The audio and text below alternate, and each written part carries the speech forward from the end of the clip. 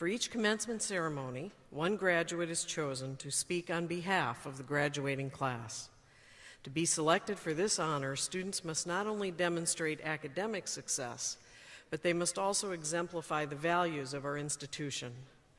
The graduate chosen for this ceremony is Erik Zimmerman, who is receiving his Bachelor of Arts in Philosophy and is the outgoing student government president. Mr. Zimmerman's student career at SIUE has included a high level of academic performance, as evidenced by his 3.97 grade point average. His time as a student also included involvement and responsibility for an assortment of student, university, and co-curricular activities and events. In Mr. Zimmerman's freshman year, he became involved in several student government committees, which led to greater roles. Mr. Zimmerman went on to serve as student senator, student body vice president, and then student body president. He also served his university by working on numerous committees, including the Strategic Plan Update Committee and the University Planning and Budget Council. There are also a host of roles that Mr. Zimmerman filled in university housing, such as resident assistant, a front desk manager, and committee member of the Prairie Hall Area Council and the Resident Housing Association. Mr. Zimmerman, it is my distinct pleasure to welcome you as the student speaker for the SIUE 2013 Commencement Ceremony for the College of Arts and Sciences.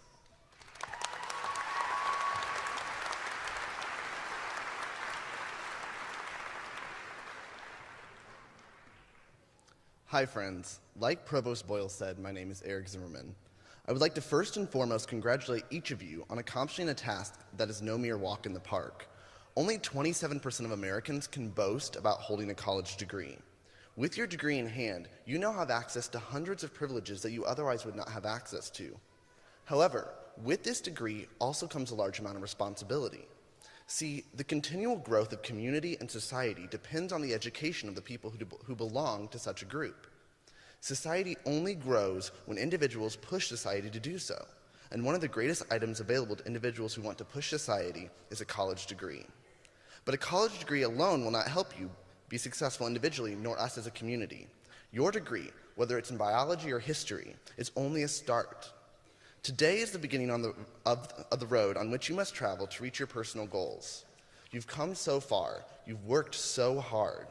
Many of you are probably thinking, but Erik, all I want to do is walk across that stage without tripping, send out a few resumes, get a typical job working for a typical company, and make a decent living so that I can live comfortably. There's absolutely nothing wrong with that thought process. But don't you honestly dream for more? As a kid, I remember sitting at home dreaming about the day that I would get to be an astronaut who walked across the moon. Obviously, my dreams have changed significantly, and I no longer dream of walking on the moon, but I ask, why not? Why did I stop having that dream? Well, partially the answer is that a strong distaste for physics probably doesn't help the whole being an astronaut thing. But the other answer is that perhaps I, and we as a culture, have forgotten one of the keys to success: risk. Risk is a word that has so commonly become associated with fear in our world today that we often avoid it like the plague. A common question we ask on a regular basis when we consider the tasks that we perform or action we will take is it worth the risk? This is to say, is me risking safety, comfort, and what I already have, is the risk of being wrong, of failing, worth the potential loss or negative consequences? We are taught from a young age in school that the correct action is the most logical action, and risk, simply put, is not logical. What is logical, that is, what makes most sense, is to perform the action that provides us the greatest gain at the lowest chance of loss. Take the job working 40 hours a week at a decent company, because taking the job at the new startup company is risky. You could lose it all if the company fails. SIUE as an institution reflects the importance of creative risk. For example, if you look at the university's values, what you notice is an underlying consideration for creative risk in all aspects of campus life. Citizenship reflects an understanding that working together for the sake of the community through the fight for social justice is incredibly important. Working with little economical gain for the hopeful success of a community is risky. Integrity, though it seems intuitive, is a form of creativity as well. When you are honest, when you ask honest questions in hopes of finding true answers, that is when you create.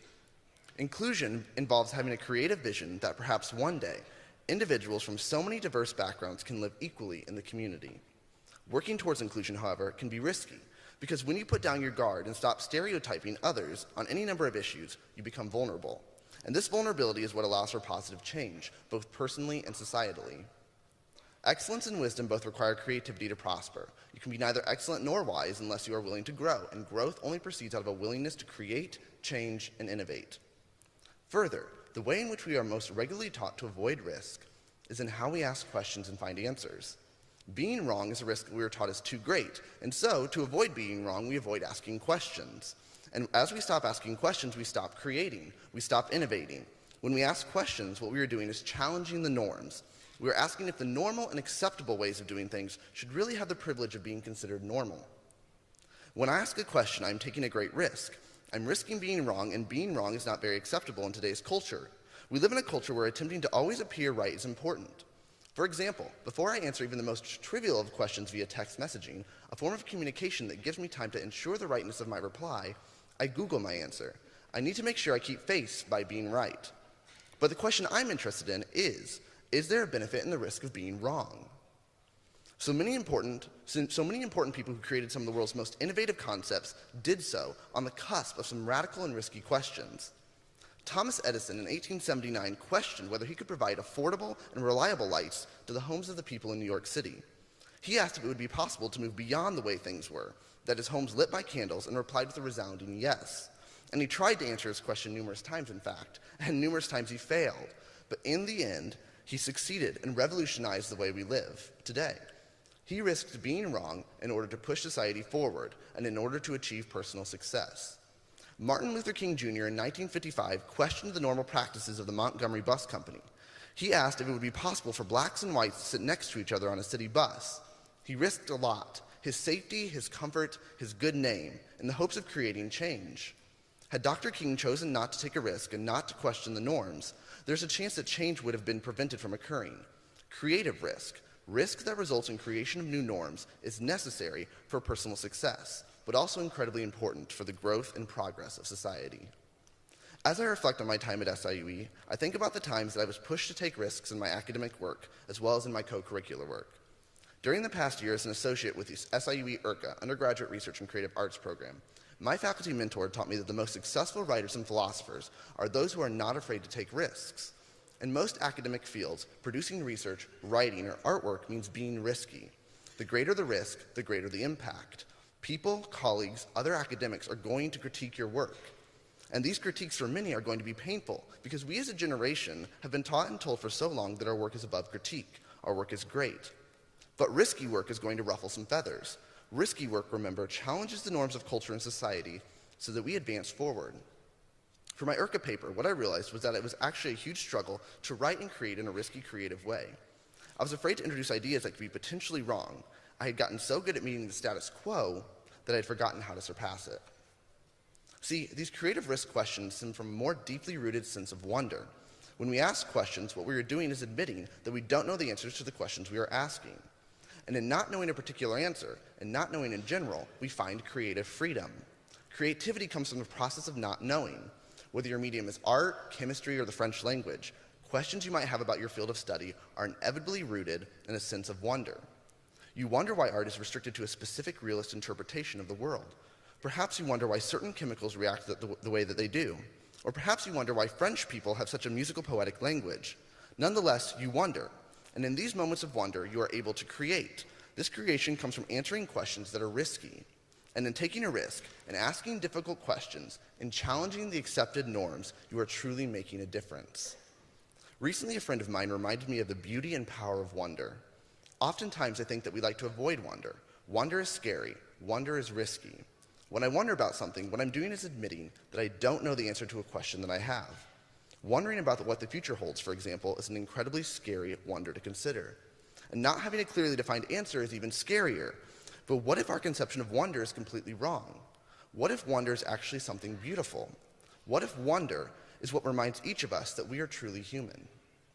See, take a moment with me to consider a time when we were all much younger.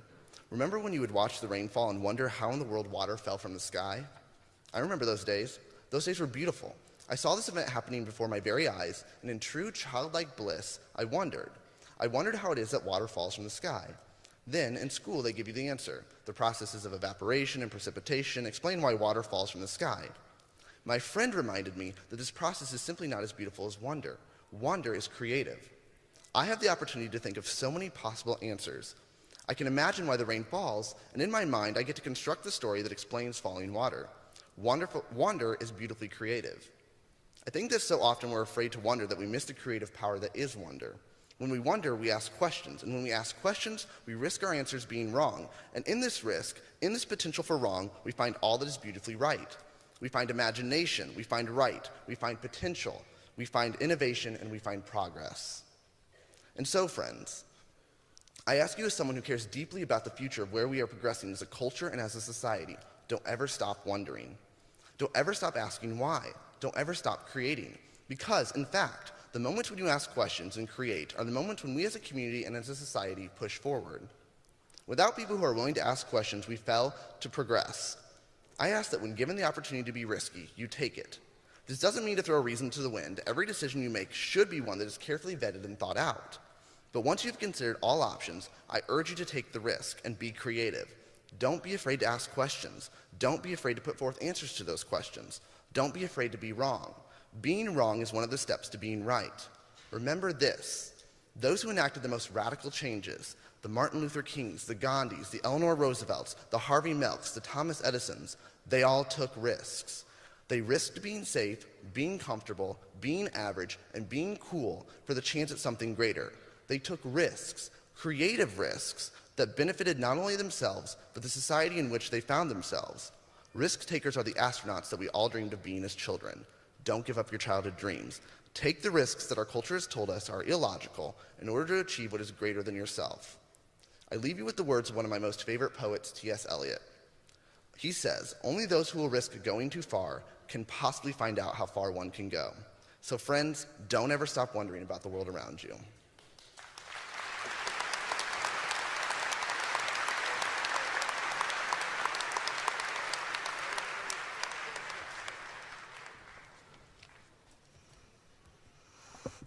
Thank you, Mr. Zimmerman, for your message on the value of education and on the benefits of challenging norms and taking creative risks, and for your many, many contributions to our university while you have been our student.